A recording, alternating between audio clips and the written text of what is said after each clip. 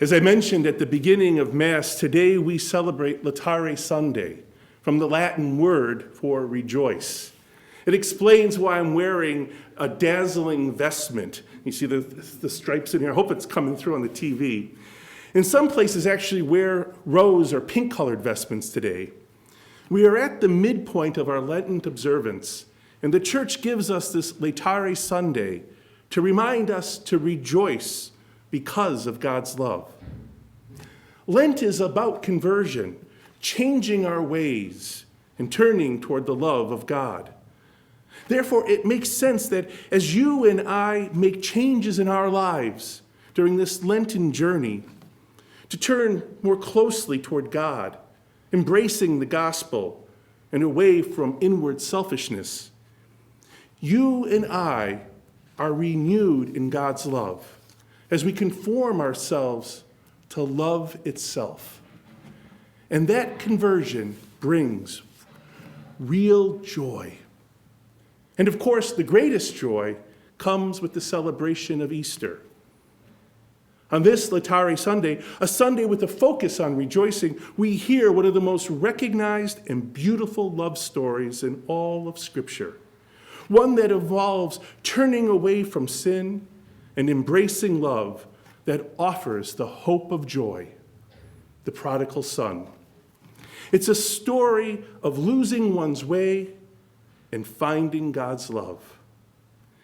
In it, we are told how the young son who selfishly wants to leave his family in order to live the high life asks his father for his inheritance. Now, you have to understand that very request was seen as an insult, as if the son were saying to his dad, "I wish you were dead," since it was only after a father's death that the inheritance wealth would have been divvied up to his sons. Some scholars have noted that the son's demanding of his inheritance while his father was still alive also put the rest of the family at a possible financial risk by taking his share prematurely. Nevertheless, the loving father gives his son his share of the family wealth, and the young, selfish son leaves. And this younger son enjoys it all. But soon, all of it is gone, and he finds himself in a bad place. Disrespectfully as a servant for Gentiles, away from home and family, and of all things, tending to the pigs, which for a good Jew would make anyone who touched the swine ritually unclean. So as Scripture puts it, the young man, quoting, "coming to his senses," reflects on his self-made, humiliating situation, admits his mistake, and decides to return home, to beg his father, not for his former status, but to be as a lowly hired worker. Then comes what I think is the most powerful piece of Luke's story.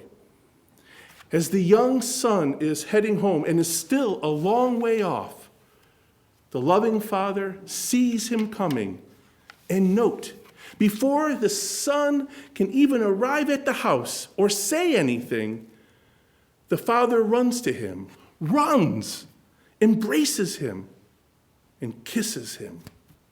Instead of making his son beg or rightfully treating his son with the disdain that his son had treated him, no, this father, out of amazing love, in joy, welcomes his son home and celebrates, inviting everyone to share his joy and join the celebration.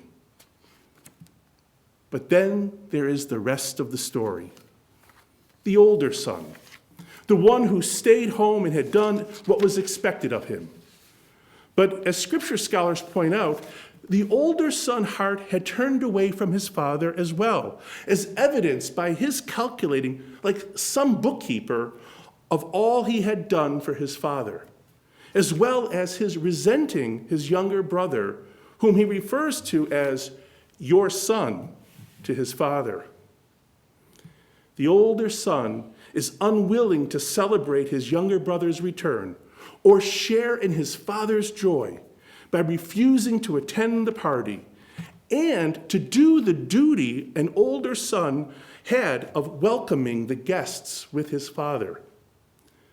By that action, he too insults his father.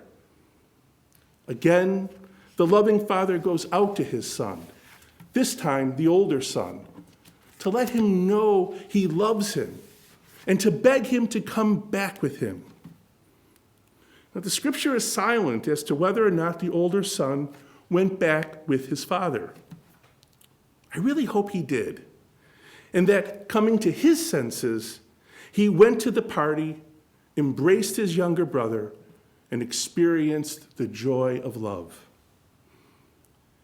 The prodigal son story is shared on Laetare Sunday, Rejoice Sunday, to remind you and me that God lovingly waits for God's daughters and sons to return to God.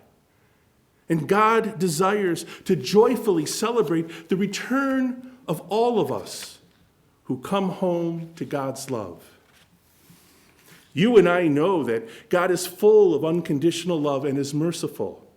God is always forgiving. God can't help but be forgiving, even if we don't seek God's forgiveness.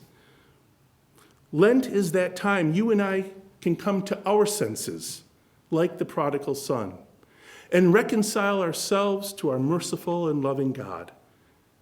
And we don't have to beg.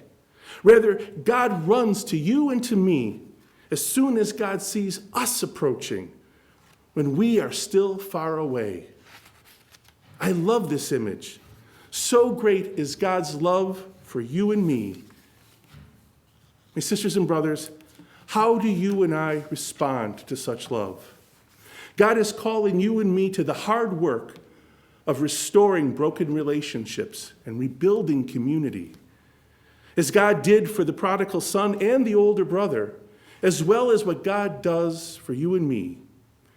You and I must be open-hearted to be able to welcome back into our lives those who have offended us, as the Father does when he runs to meet and embrace his Son.